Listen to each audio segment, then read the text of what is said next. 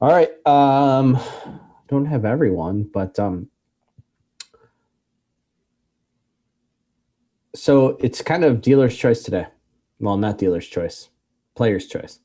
Um, I want to the last two classes we've talked about buyers and the buying process. And I just want to make sure before we kind of move on to something else that's been buttoned up, that everyone feels good about that. Um, because I had some questions and stuff like that, and I wanted to make sure that everyone felt good about that. If you weren't there, you can go back and watch them. But it was a two-parter. The last two Thursdays talked basically about the buy side. Does anybody have any outstanding questions, things that we didn't cover in full, or anything outstanding regarding that? And then we can move on, or what?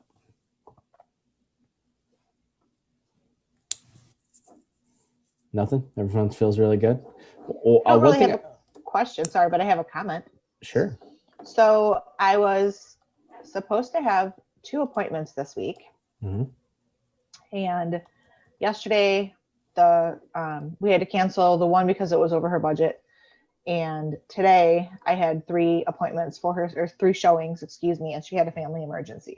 Her mom Ugh. was in the hospital, so I feel bad because I've canceled 5 appointments in the last 2 days, and it doesn't make me look good as an agent, but I mean, her mom's intubated in the hospital, so Yeah, I mean it's unfortunate to have to cancel appointments, but obviously there's things that are much more important.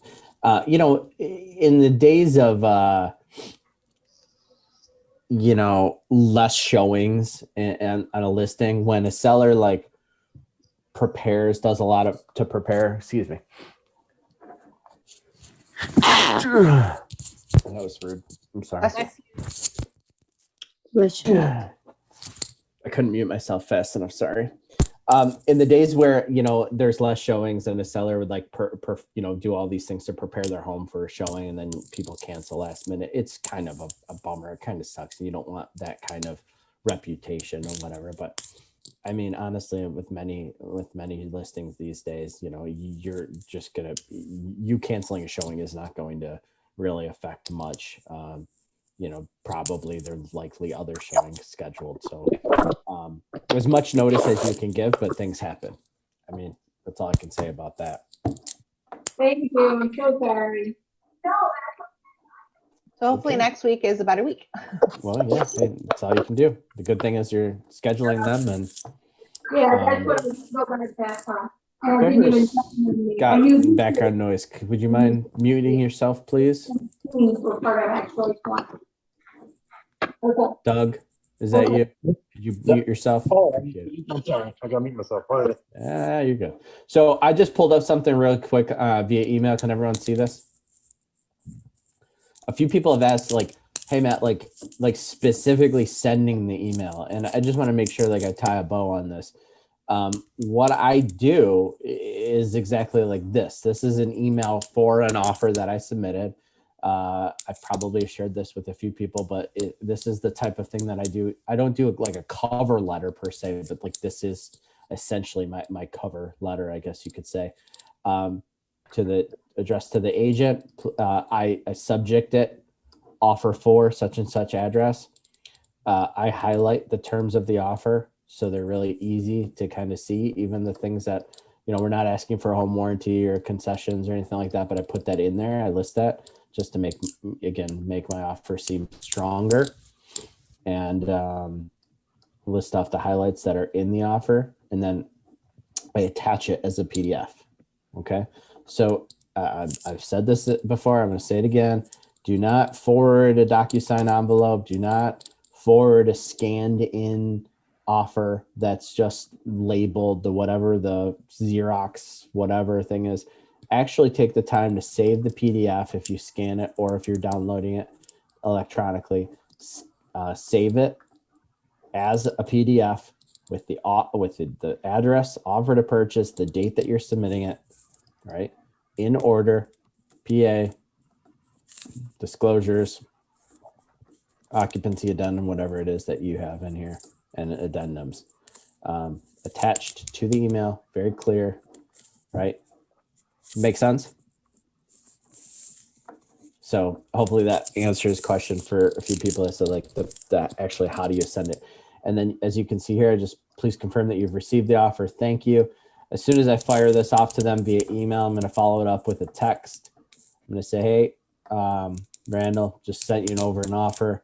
Would you please be so kind as to confirm that you've received it? I do that right away because especially in real estate, it's notorious for emails to go into spam, right? Especially since you're attaching something to it. It's not uncommon for an email to go to spam. So if you just fire it off via email, you don't follow up with them, it could be sitting in their spam box. They wouldn't even know about it. Okay. Make sense? Okay. So that's basically wrapped up buy side. Did anyone have any questions who attended the class? What was it? Was it last week? I don't even know what day of the week it is right now. It was Friday. You're right. Does anybody have anything? I interviewed Fadi and Emily, two really sharp buyer's agents. We talked a lot about, it wasn't a lot of room for questions. So that's kind of why I'm addressing you guys. But I peppered them with the process of multiple offers and how to navigate those waters and such. And I know we went through the last couple episodes here with the buy side, but it's specifically in the multiple offer situation. I'm harping on this because I know so many of you, just like me, are in this boat right now. Does anybody have any questions, ahas, anything that they want to expand more on in dealing with the buy side in multiple offer situations, or when you anticipate multiple offers coming in? No? Angela? Yeah. So my buyer is approved for 140. Mm-hmm. And I guess, is it safe to assume that all offers, I mean, I know you can offer anything, but with the low inventory and multiple offers on every pretty much deal, is it safe to assume that, if she likes a house for 139, that's at the top of her budget, she doesn't have that extra money. Do you know what I mean? Yeah. Plus the down payment. So is it safe for me to tell her, I'm trying to find houses that are like, 120-ish, 135, just so she has a couple $1,000s wiggle room or whatever. But is it safe to kind of tell her at this stage in the game that over asking is pretty much any offers that are going to be accepted? Yes and no. I mean, it's good that you're thinking forward in terms of that being an issue. In the prior world, let's say a buyer said their offer or their budget was up to 200, right? That's what they were pre-approved for. I might set up a portal for them to show houses up to 215, 220, not to say that necessarily those people were guaranteed to accept 200, but I want those properties to be on people's radar. Perhaps they'd come down in price. Perhaps they'd have price adjustment. Perhaps they could extend a little bit. Right now in this environment, it's kind of the opposite, right? If someone's budget's a hard stop at 150, I don't want them seeing houses above that because those houses they're not going to accept those offers. Now, not every single property is going to be priced right and have multiple offers on it. I have a feeling we'll start to see because everyone is being kind of trained in this way that we're getting a little greedy with these list prices, and they're just going to keep creeping up to a point of it's not necessarily worth that. So when I list a property, I want to list it at or below market value and let multiple buyers fight over it, if you will. I think some people we're starting to see listed on the super high end reaching a little bit. So anyways, with that being said, yes, I think it's all about setting proper expectations. I think if your budget's a hard stop at 140, it's really smart to not necessarily not show her houses up to there, but really set that expectation. Say, hey, if this house is 140 and it's priced right, it's likely going to have multiple offers and go over. Or perhaps it's 140 and it's really a 120, 125, 130 house. And that opportunity, we might have the ability to win it. But, if a house is priced right, it's marketed well, it's going to go probably above asking. And with, your budget, you can't really go above asking, or you don't have those extra funds to be able to do things that you may need to compete, even if other people are willing to just pay asking, such as an appraisal guarantee or appraisal waiver. So let's say a house is listed at like 135 and it gets Mhm. approved for 120. I mean, appraised for 120. Yeah. Does that mean it can't sell for 135 because it's not worth it, right? So it has to, like somebody has to offer like 125 or something, or 126 or whatever. Is that, Oh. am I understanding that right? Yeah, well, yes and no, meaning that if someone, if I have a buyer and we go under contract $140,000 and there's no appraisal guarantee, there's nothing in writing that states if the appraisal comes in low, my buyers are going to cover the difference, and it appraises at 125, the buyer doesn't have to pay the difference if there's no appraisal guarantee, but at the same time, the seller doesn't have to come down. Now, it's in everyone's best interest to find some sort of middle ground to negotiate. However, oftentimes sellers may think, well, it's worth this. I'm going to kill this deal. I'm not willing to come down. I'm going to go find another buyer. And you're likely going to run into the same issue again. If it was a good appraisal the first time, unless there's some crazy comps that are coming in soon, it's going to price it the same or in the same neighborhood again. So a roundabout way to answer your question, if a property appraises low, typically there's going to have to be some sort of concession made with the buyer and the seller, but neither are obligated to have to do that. That's why a seller in this market, a listing agent and the seller, as properties get bid up, they want that surety of close, right? If I list a property at 140 and I get an offer at 160, that's great. But unless there's some sort of guarantee that they're going to cover that difference, I'm going to be really leery about it appraising for that, right? So a 160 offer really means nothing without an appraisal guarantee of some sort. Even if it's not necessarily that full 20,000, maybe it's just 5,000 or 10,000, right? Meaning that the buyer's agreeing ahead of a time up front to pay, 5,000, 10,000, whatever that is, above the appraised price. So it's basically squashing that what if up front. Does that make sense? Mm-hmm. Yep. Thanks. Hey, Matt. Yeah. Hey, what about at what level as a realtor do I tell my clients that it's not worth going $25,000 over, or do I? Well, you pose a very good question, and that's one of the biggest challenges in a crazy market is when a buyer says, and I've got it right now. So a property, I have buyers. We lost out on an opportunity. It was listed at 385, ended up going to 400 cash to another buyer. So they missed out and they're bummed. Now another property it's on the same street, fits the same criteria. It's listed a little bit higher because it has some nicer things. It's a little bit larger. And we're going to go see it on Saturday. And my buyers have said to me preemptively right now, like, what do you think? Like, what is it? What is, and that's a very hard question. It's like, well, I can justify what they're listing it at, right? And I think that it's worth it based on comps.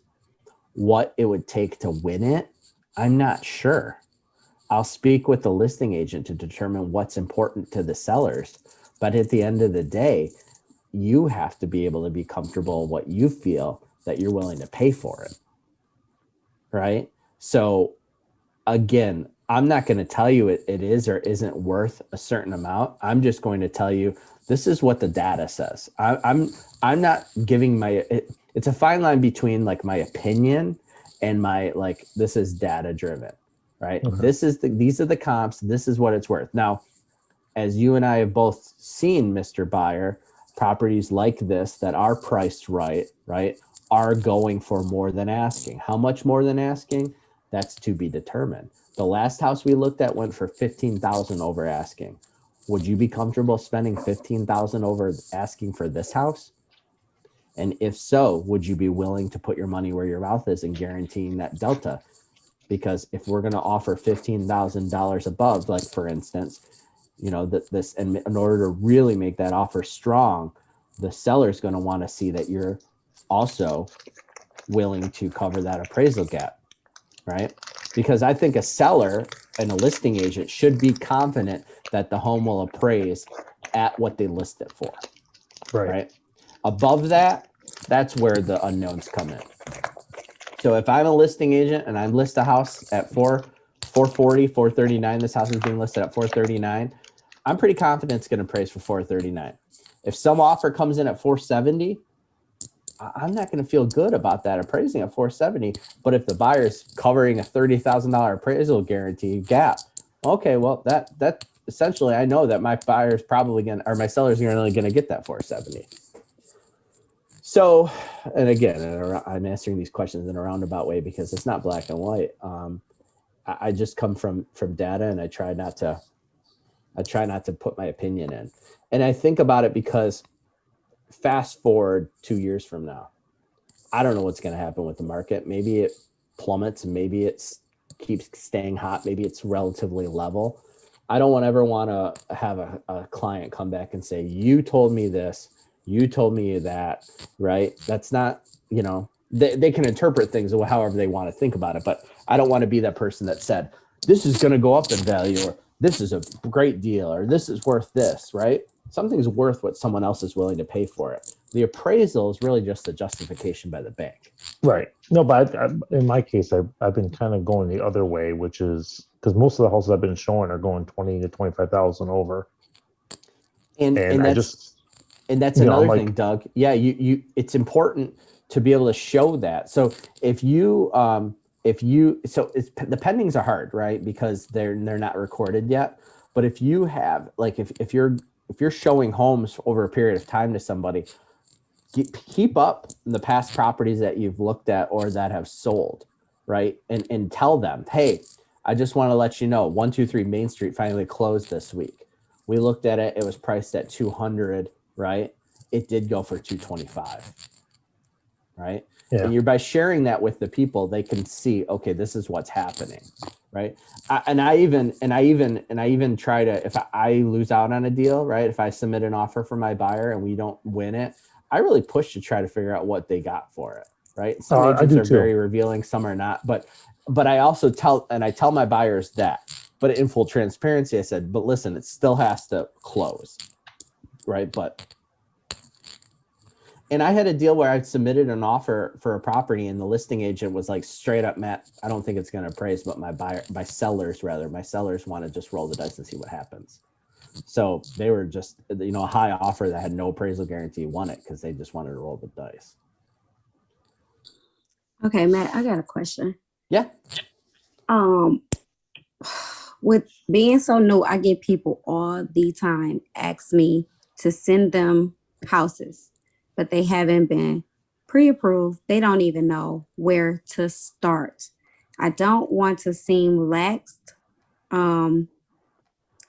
with sending them information. And again, I don't know if I should just be like, well, sign this purchase agreement. So how should I go about that? Well, yeah, not a purchase agreement, but I don't think that's what you meant to say. A buyer's agency probably agreement. not. Yeah, no, it's there's nothing wrong with, sending people properties. I could have 50 portals set up for different people, sending them properties. What I'm not going to do is show them in-person properties until I've had a buyer's consultation with them and signed a buyer's agency agreement, right? If they just want to know what's going on in the market and they want us to get houses sent to them, great. I'll spam you. It's automatic, right?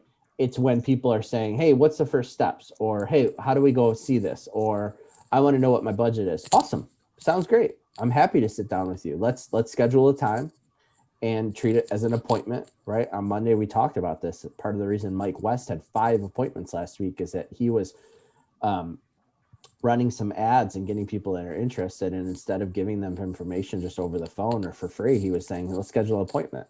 And 3 out of those 5 appointments were bunk.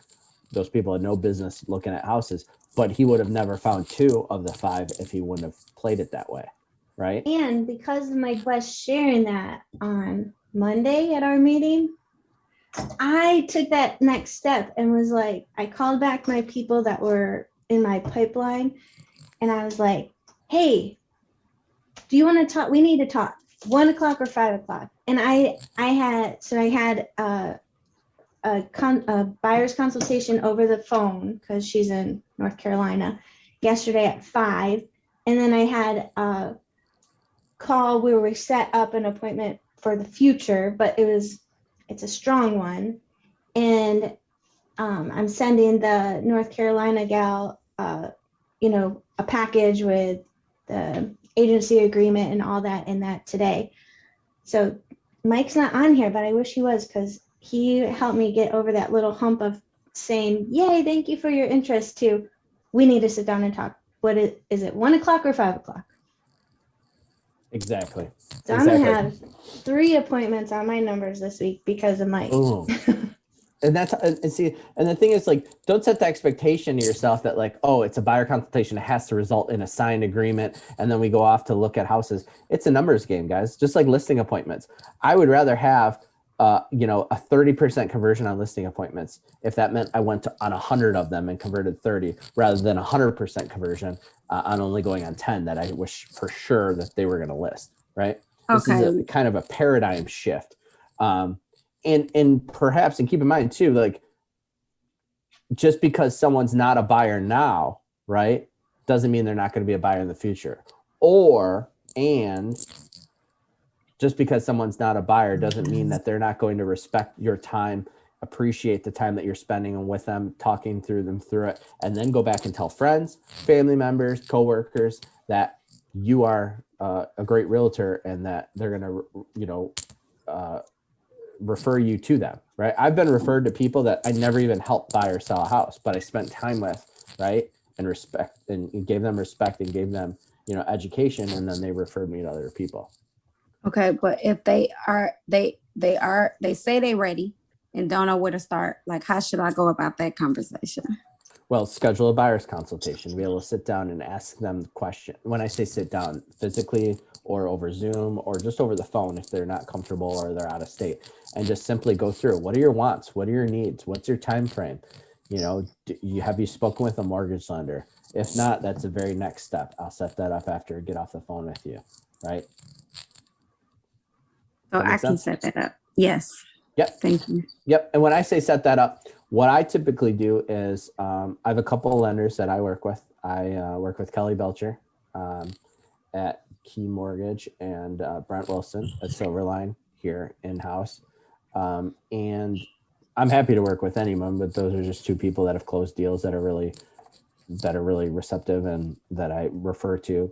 I don't say my lenders. I just say, again, lenders that I've worked with. And if they say, great, send me a couple of people, what I could do is send them name, phone number, email, send it via email. What's even better, though, is to actually send an email or a text and to the lender and to the client to say, hey, so-and-so, I'd like you to meet so-and-so. They're looking to see what the first steps are to get their finances in order to buy a home this year. Their phone number is included in this, or their email is below. Please feel free to connect, and then it's off my hands. And then a great lender is going to then follow up with that person, right? You're not just like handing out a business card and waiting for them to take the next steps. Make sense? Yes. And then again, a great lender is going to follow up with you and say, hey, I had a conversation with Susie, and she's getting me some more paperwork, but I think that they're going to be in a really good position, and I'll provide you a pre-approval letter once I have that, right? So those are the type of people that you want on your team. If someone comes to you with a pre-approval, or they say, I already talked to a lender, great, send me a copy of it. If they don't have a copy of it, they just talk to somebody. If they do send you a copy of it, great. Then you're going to follow up. You call that lender, say, hey, I'm going to make sure that, you spoke with them and they're good to go. Any concerns, blah, blah, blah, right? You're solidifying your place and you're making a contact, right? This is a lender that could potentially give you other referrals.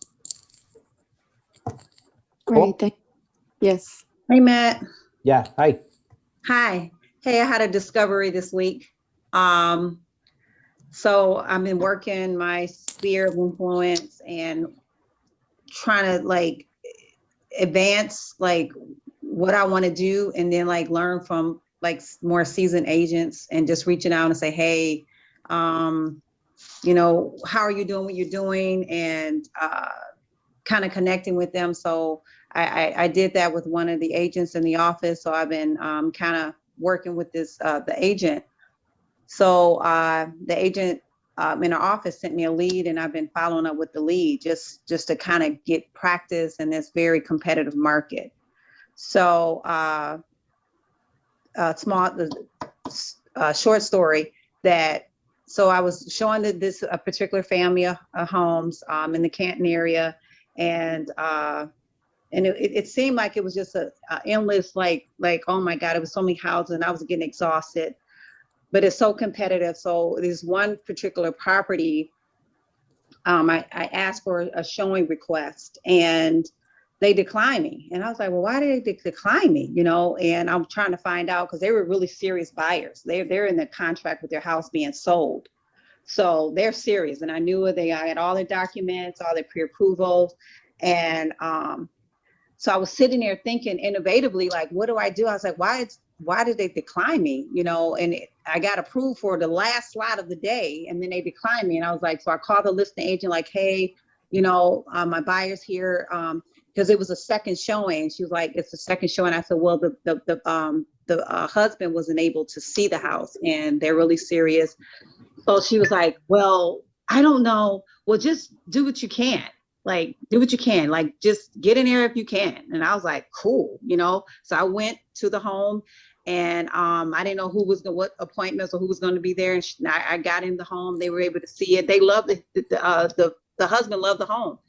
So that night we put in an offer and we won the offer. It's like, just like pushing through those barriers. And it's just like, and they asked me the same question, like, what do you think we should like put up? And it was going for 385. I said, you know, the average is 15, you know, like what I'm finding, and we did the comps. I said the average, you know, people are appraising guaranteeing for 15,000 above. They listened, they went home, they talked about it, and we submitted an offer. And the next morning, they came in at we came in at 405, and we actually won the offer. So Awesome. yeah, so it's I don't know, I'm just learning a Great lot. job, Trisha. Congratulations. Thank Yeah. you. Thank you so much. Congratulations. Just That's trying awesome. to figure it out. Yes, So, awesome Yeah. for you. I find that I just wanted to say I had to reset myself and commit myself when I get overwhelmed to stay in these classes, because you learn so much, you get that motivation, you know, like, so I was like, Lord, let me get in these classes. You know, sometimes I'm writing offers, I'm running around doing houses, and I look at the time like, oh my God, our coaching session, but this is vital to, you know, our success. So thanks, Matt. you're welcome. And for all of you guys that are going through this and like getting beat up right now, I mean, I promise you, this is as challenging as it gets on the buy side. You know, it'll flip, and no one, you know, there'll be a future where no one wants listings because they're just sit and they cost money and they sit for time, and you got sellers saying, why isn't this sold? Right. And a buyer's gold because they have their pick of the litter. I've gone through it. Right now it's a challenge, right? For every one listing, there's 10 buyers out there. And buyers are getting fatigued and agents are getting fatigued. Yes. You know, so it's, you just have to kind of bear through it, but you know, learn the tips and the tricks right now. And this is the time to, you know, to just perfect your craft. But okay, I wanted to pivot a little bit and quickly fold into, and I think next Thursday, I would like Sharon to kind of take over where we aren't finished, but I want to talk about open houses. So we're at a point right now where they are technically allowed. They're limited to, correct me if I'm wrong, 2 families at a time. 2 families plus the agent, I think. I think 3 now. 3 now. So Oh, 2 families so plus the agent. two families plus the agent. So essentially 3 families, right? That's the way they look at it. And granted, guys, there's no like police, right? However, the last thing that you want to do is have to defend your real estate license because someone,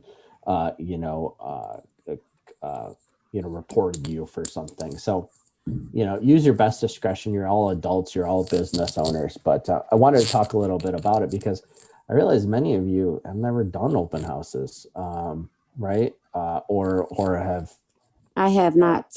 Okay, so it's something to talk about a little bit.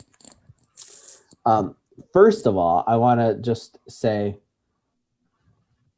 what would you say is the primary reason an agent such as yourself would host an open house?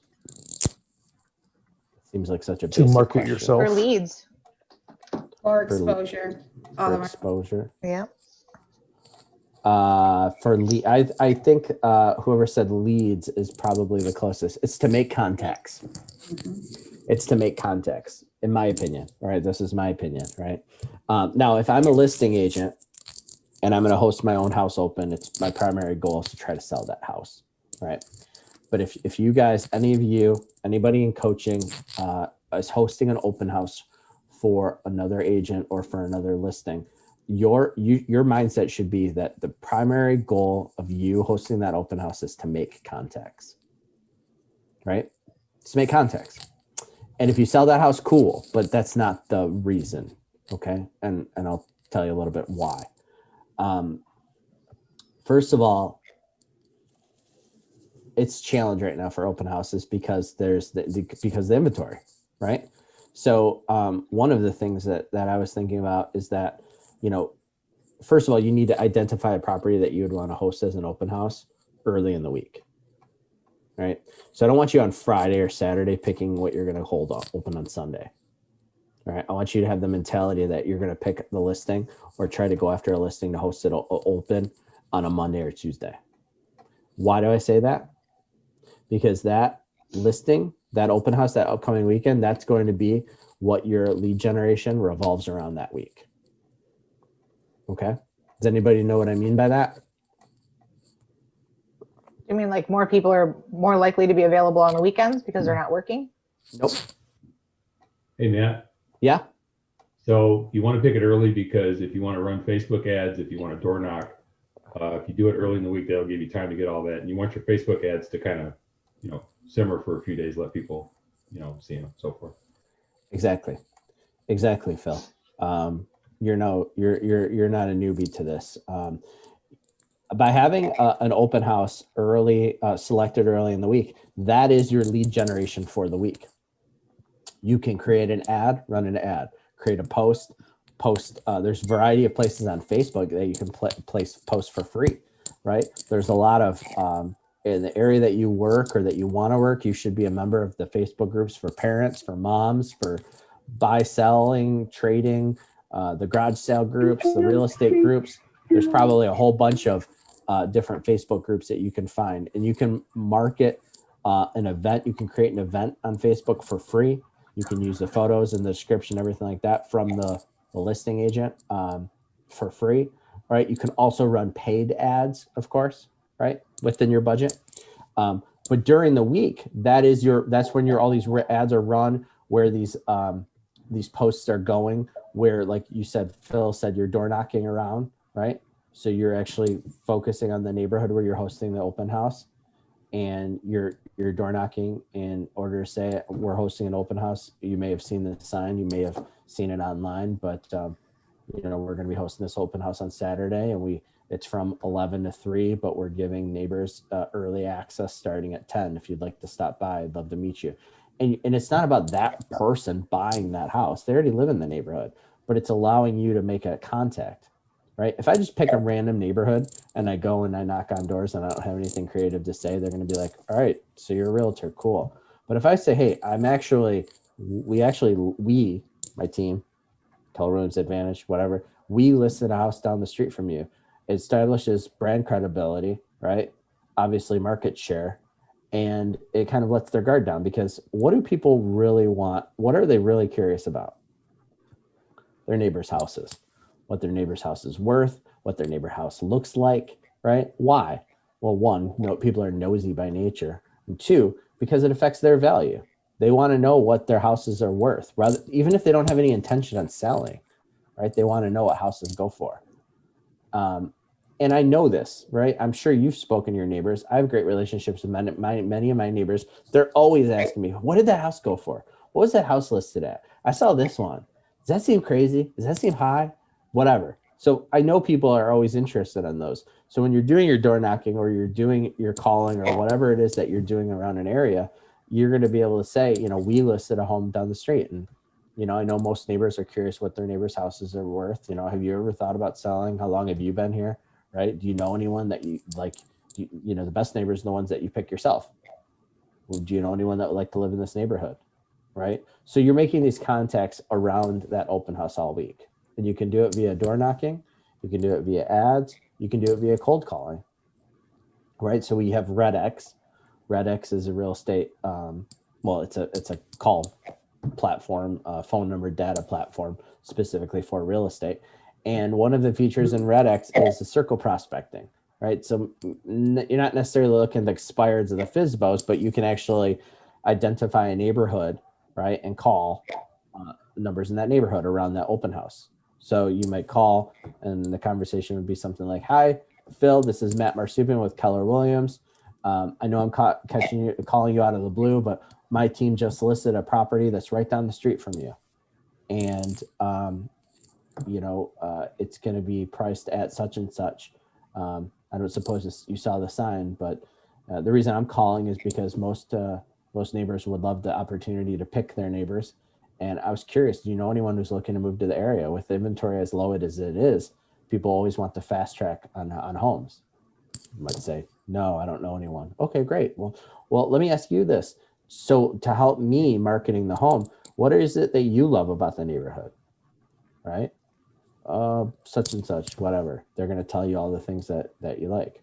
Right? If they don't have anything to like about the home, they start bitching about it. Maybe it is time for them to think about selling. And then you might ask them something like, "Hey, I appreciate you thinking about anyone that might be interested in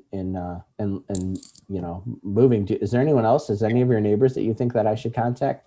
I'm going to be in the neighborhood on Tuesday, passing out some flyers about the property. Is there anyone specifically you think I should stop by and talk to that might know someone?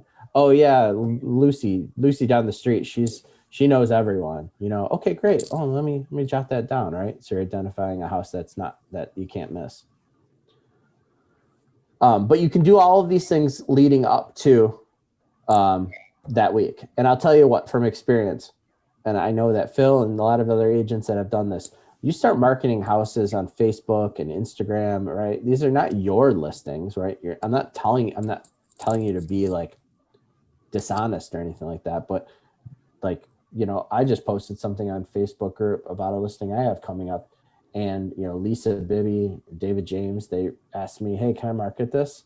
So sure, cool. Bring me a buyer. And I already saw Lisa posted on Facebook, "Hey, coming soon." She used my picture and blah, blah, blah information. And, if you want to see this house, contact me. I don't have a problem with that. I mean, I'm likely going to do a co-op deal with someone. I might as well do it with someone in my office. Right. So if she finds a buyer, cool. Like it's not taking anything away from me. And if you do that for another agent, right, and you bring them a buyer, that's a win-win, right? So that's the mentality of why you would use other people's listings. And when you do that, people that see you and watch your social media and all that kind of stuff, they're going to be like, "Oh, more mind share, Phil Real Estate, right?" It's not about Phil's listing. It's just about Phil's posting about a house. He's hosting it open on Friday. That looks cool. Phil Real Estate, right? Those are the connections that you're making. I've had a lot of agents that like perception is reality, right? It looks like they're doing a lot of business and because they're posting stuff and they're sharing stuff and they've got, they're announcing upcoming listings and stuff. They're not theirs, right? But they're, again, just developing a reputation that they are involved in real estate. Does that make sense? Yeah. Okay, Yes. cool. So lots of things to do regarding lead gen during the week of the open house. I'll dive right into like the actual open house. Has anyone done one or hosted one or been a part of one or shadowed one? No. A few of you. And okay. Can you do one favor? Yeah, I've Since we're done on one. Sharon went over, I think it was on Monday, on the MLS, how to find open houses. Yeah, sure. And I don't remember how to do that. Can you just run through that real quick? Yes, I can. All right. So can everyone see my screen? Mhm. Okay, so first of all, I'll take it one step further. And if I wanted to see for like, listen, so you can hold on, I'll say this, you can hold anyone, you can advertise any listing, you can hold anyone's listing open, right? It doesn't matter if they're with our brokerage, with KW, not, it doesn't matter. You're a licensed real estate agent, you can host anyone that's open. If you have a friend or something like that in another office, or you develop a relationship, this is why it's always good to have a good relationship with agents.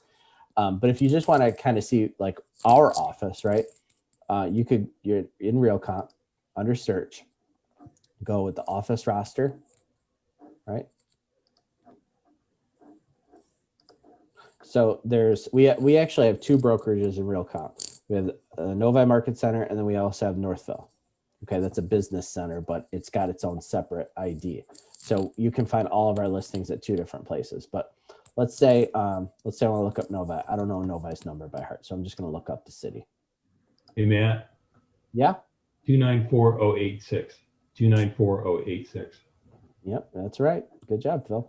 So 2904086 is Keller Williams Advantage. Not sure the second one is for data sharing for other MLSs, but you click on here, and this is going to be you're going to be able to see all of our office agents if you clicked on office agents.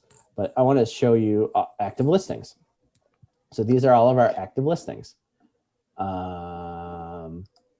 And you can sort, so these are all the active listings for KW Novi. It's 116. You can organize them by days on market, by price, by whatever you want to do, right? And why I might do this is then if I see one that's coming up, I'm going to click on it. I'm going to say, ooh, this looks, oh, this is a lease. This one's been on the market for 2 days. It's in Hamburg, right? 450, right? I don't see an open house scheduled right here, right? It would be right here if there was one scheduled. I'll show you that. This is Laura Abramson. So I might seller is listing agent. Oh, it's her own home. Duh. But for instance, I would be able to reach out to Laura and say, hey, I'm so and so. I'd like to hold. Are you planning on an open house? I'd like to host it open, right? So these are agents in our office, right? And again, you can organize this by anything that you want. Maybe this has been on the market for a little bit. If a house in Garden City has been on the market for 30 days, what's going on with it? Maybe it's time to host it open. I don't know. Hey, Matt, is there an option to actually search by open houses? Yes, there is, and I'll show you that next. Okay. All right. So this is just to see all of our offices listings. Okay. And Hey, Matt, can you show the way to save that? Because Megan Dumont taught me how to go in and see the listings, and I just saved it. As soon as I go on Real Comp, it's in my homepage, like the listings that are in our office. well, you could click this, and then you click then a new save search, or a speed bar shortcut. So like when you're on your home screen, it's like a quick button or whatever. I don't know. I don't have any of them. Sorry, I'm not super techie in that regard. But I usually just set myself up with a search. I'm not sure how to do this. This is particular. I've customized this for my market. So that's how I do this right here. I do this customize, right? And I'm not setting this from a brokerage level. I'm setting this from the parameters from where these listings are. But if you wanted to set up so you could see that there, you could put the listing office ID there, and it would show you all of them quickly. Does that make sense? Yeah. And then here's the other office that we have is Northville. I don't know if Phil knows that one by heart, but Keller Williams Advantage, North Center, and Northville. So there's only 6 listings out of that one. Wow. But that would be all the listings for our offices. And if you wanted to do a search for upcoming open houses, you would go to, how would you do this?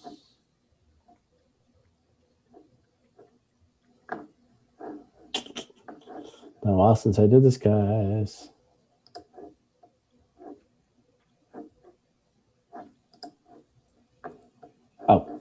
So under search, there's, if you click more, there's open houses, right? So if you click on that, you can select future open houses as by the default, the dates if you want, or you just leave it blank. You can do, whatever, the normal search parameters. And it's by default only going to show you these because you can only have an open house posted if it's active in some sort. But let's say you want to do Northville. I'm going to select all of the spots for Northville. Boop, boop. Okay. And you want to do public open house. And there are none scheduled. Let's see if I can just do Oakland County. Future open houses in Oakland County. There's 27 of them. You see that? So I just selected one county. I didn't do specific cities or anything like that. I didn't specify anything, but just public open houses. Now, broker tour, just so you guys know, we don't really do these around our office, but it's very popular in the Woodward corridor area. A broker tour is typically on like Tuesdays. It's like during the week, and it's where brokers host an open house like you've seen in these $1 Million Listing TV shows. They're just for brokers. Like it's for brokers to come through. Usually a lender sponsors it and they provide lunch or something. And it's a couple hours during lunchtime, and it's brokers get in their car and they tour homes to see what's on the market or what's coming soon. Sometimes the listing agent are asking for their feedback, how it's priced or whatever, but it's not a public open house. Most public open houses are on Saturdays or Sundays. Sometimes people do them on Thursday or Friday evening. I've seen wine, tours, that kind of thing, but most of them are going to be on the weekends. So again, selected Oakland, public open houses, all in the future. Gave me 27. I'm going to click on results. It's going to show me this is the date of the open house. So when it's scheduled, right? And then the time it's scheduled for, of course, price, all this kind of stuff, and a link to the MLS. So I see here, there is in South Lyon, open house scheduled for 3/14 from 12 to 2. If I clicked on the link, it would take me here, right? It's right now coming soon. So what they're doing is they're advertising it as a coming soon, and then it's going to go live, who knows when, and then have open house the weekend. So it was listed at 3/8 as a coming soon, not available until 3/13 for showings, and then it's going to have an open house on 3/14. Does that make sense? So the coming soon gives it basically, it's like pre-marketing, builds up interest. So when it is available for showing, it's probably going to have a huge influx of them. So they're doing it right. Yeah, you're good. Is the activation date always the day before the open house? No, Not not necessarily. It doesn't matter? Nope. Just the activation date is going to be the first day when it's actually available for showings. So if you see a coming soon pop up today and the activation date's Sunday, that means right now you could go and schedule a showing, but not until Sunday, right? So between now and then, there's no showings available. So anytime, and you get this often, clients see, oh, I see this house just popped up, and then you go and look and it's coming soon. You have to set the proper expectations with your buyers at a buyer's consultation. Just because a property hits the market doesn't mean it's available for showings yet. And this is why we have this feature called coming soon. It's developed interest, but it's not available to tour. We can schedule a time to go see it as soon as the slots are available for it to be open. But if I see it today pop up, it might not be available for Sunday. I can schedule it for Sunday right now, but I can't probably schedule something between now and then. Does that make sense? Mm-hmm. So these are all available, these are all open houses. So, maybe you're providing your buyers with, open houses that they could go to, right? They're going to see these also on Zillow and all these different Redfin, the different websites. I don't think there's anything wrong with buyers going to an open house without me, as long as they've signed an agreement that states that they're working with me. We give them a few cards and I say, hey, if you do happen to stop by any open houses and you go in, the agent's going to ask you, are you working with an agent? Just hand them my card and say, yes, I am. Right? I'm not going to deter people from going to open houses. I'm not going to encourage them. I'm not going to be like, no, I don't want to go with you. Just go ahead, right? If I can go with them, maybe we'll look at other houses and then we'll stop by that open house. When I'm hosting an open house, I've had agents come by with their clients, and that's fine too. Okay, does that make sense? Does everyone can see how you do that, how you look for them? And it's very low right now. I mean, I suspect it getting more, a combination of post-COVID and, you know, people not quite comfortable yet by just opening up the floodgates. The thing is, you know, you're probably going to have as many people coming through on a normal listing as you would in an open house anyway, because inventory is low. People are going to schedule appointments, but that's how you do that. But what I wanted to say in terms of, to wrap this up, and then I think Sharon's going to go in much more like marketing and all that kind of stuff, but how you deal with the multiple people kind of thing right now is, I think it's a great idea to host an open house partnering with another agent right now. And when I worked at Pulte, we would have, there was like typically 2 salespeople per office, and we used like an up system. And has anyone sold in retail or anything like that? You're basically the first one who arrived gets the first up, the first customer that walks in the door. And sometimes it's great, sometimes it's a bunk customer. Then the next person, next customer is the next person, and it goes back and forth, right? So it's just kind of luck of the draw.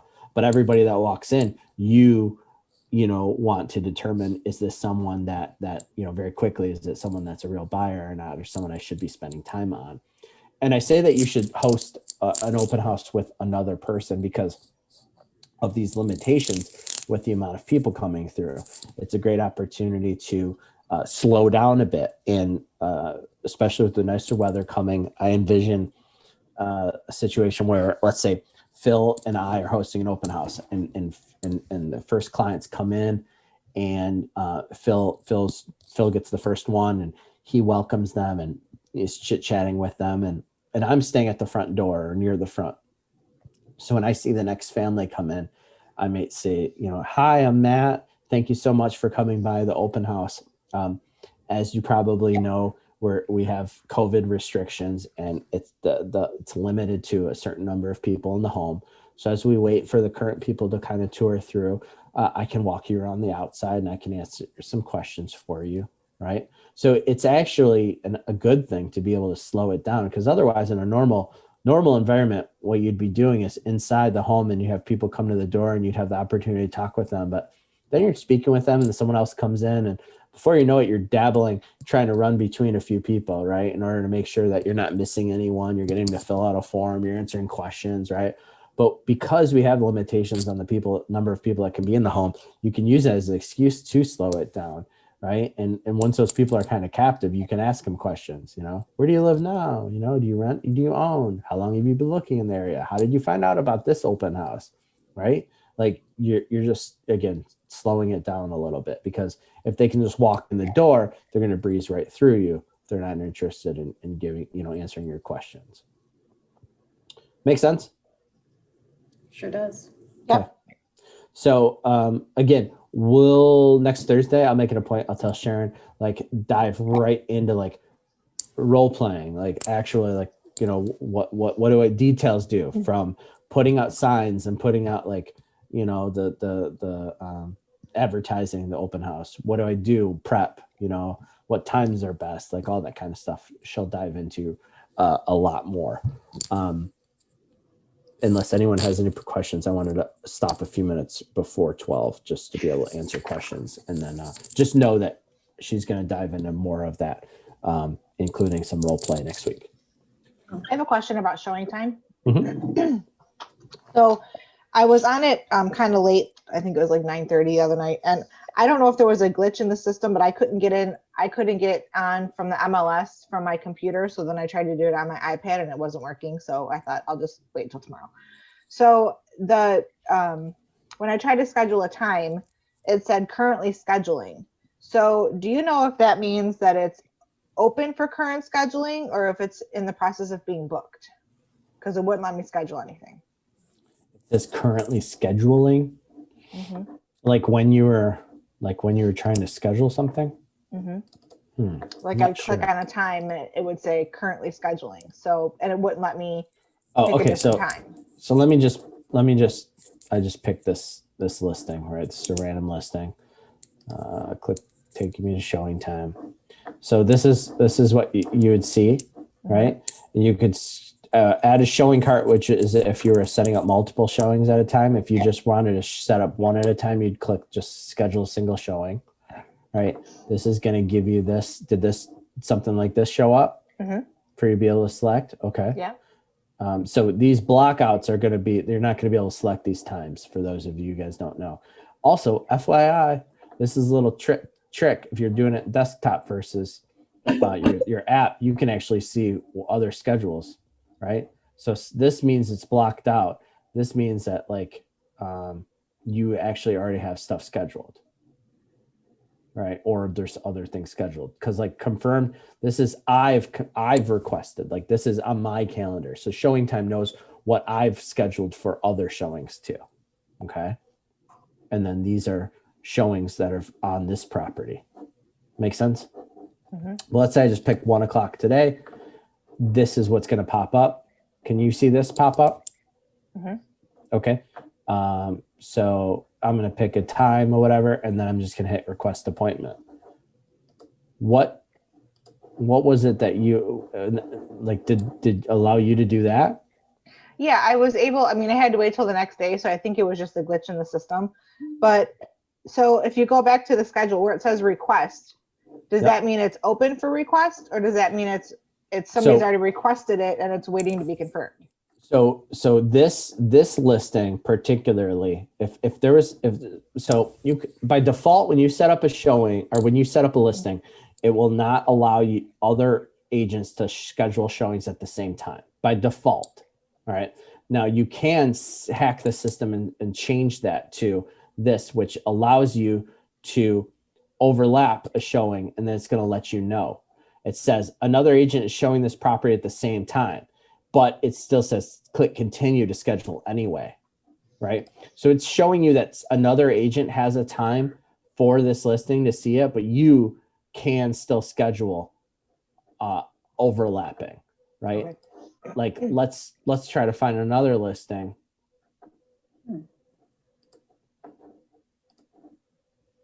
You see this one, see this? This is not, I can't even select any of these times. These are all blacked out. It's already booked. So that's only going to allow me to select the times that are white available. So this agent has not allowed overlapping showings. So I have to pick one of these windows that's already available. Does that make sense? Yeah, I wish I didn't even think to take a picture of it, but I was just, I mean, it's no big deal. It let me schedule it the next morning, but it was just. And if you sit on this screen for too long and you don't hit refresh or back out of it, it'll time out and it won't allow you to do something. But Gotcha. Okay. Yeah. So yeah, I mean, and some of the agents are not allowing overlapping showings, but they're making it 15-minute increments, right? And they're only doing that to allow more showings to be able to accommodate it. I don't really expect anybody to be in and out in 15 minutes if they truly like the property. Just be respectful when you're going and showing a property and there's agents behind you and in front of you, to respect time. If I show up and there's people already there, I'm just going to start around the outside. I'm going to wait my turn. All right. But at the same time, you're not allowed to be there.